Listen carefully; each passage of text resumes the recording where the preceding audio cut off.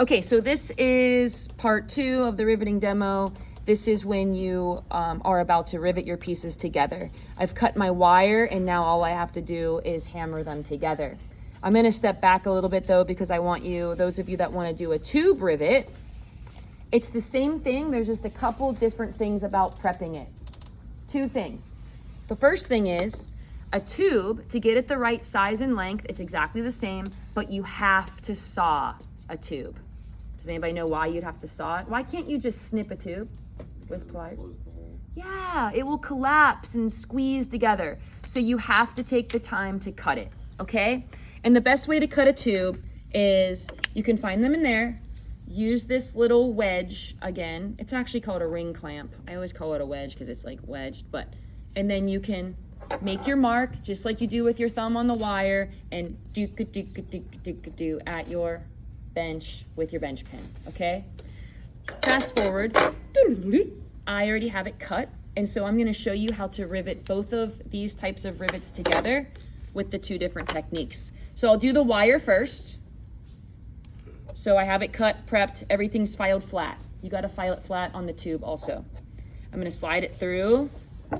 Using pliers is the easiest way to go. If it feels a little snug, you know how we have different size files over there? If you take a round file and you kind of move the file around in the hole, that will open it up a little bit if it seems too tight. But these ones are working. So I have this ready to go.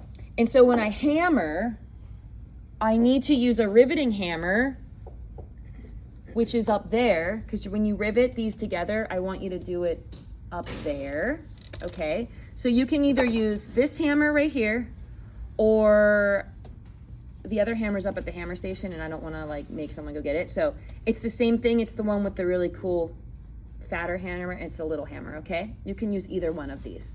I like to use the ball peen side. And so when I put this down, I'm gonna put it on a block, just like I'm hammering, like texturing. But I wanna make sure that you are aware that I'm leaving a little bit of empty space underneath this piece of metal, because I wanna make sure that I have a little bit of a button on the bottom still, okay? So I'm gonna tap.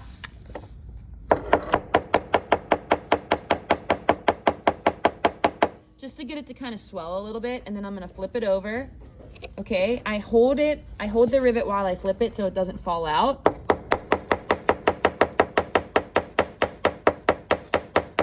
And that's already riveted together. It's already flared out like a mushroom, but I can do it more. And just remember that if you're doing a rivet that's by itself, it's gonna pivot. It's gonna be able to move, like some of you are making the arms on your monsters move. If you don't want it to move, you would have to use at least 2 rivets in that space, and that would make it stagnant, okay? All right, now the final thing I wanna show you is the tube rivet. So I already have this prepped, I already have it filed, it's already ready to go. Is everybody good with that part? Okay, so if you look at it, it's sticking out a little bit on each side. And so you gotta saw it out. That's one thing that's different about wire rivet, right? In this one, you have to hammer it differently. And so when you hammer it, you gotta hammer it with the hole punches that you use to make a mark, because there's a little tiny tip on there that allows it to be pointed. And by putting this inside the hole of the tube rivet, I allow that tube to flare rather than collapse. Flare, collapse, okay? So I'm just gonna tap it just like as if I was doing a stamp, okay? I know I'm in the way, there we go. So it's flaring out a little bit. I just need it to flare a little, okay? And then I'm gonna flip it and I'm gonna flare it on the other side.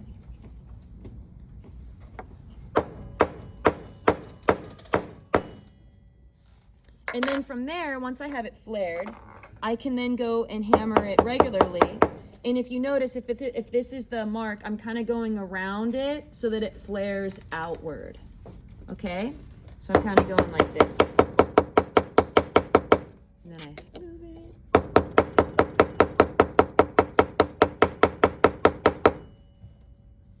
Okay?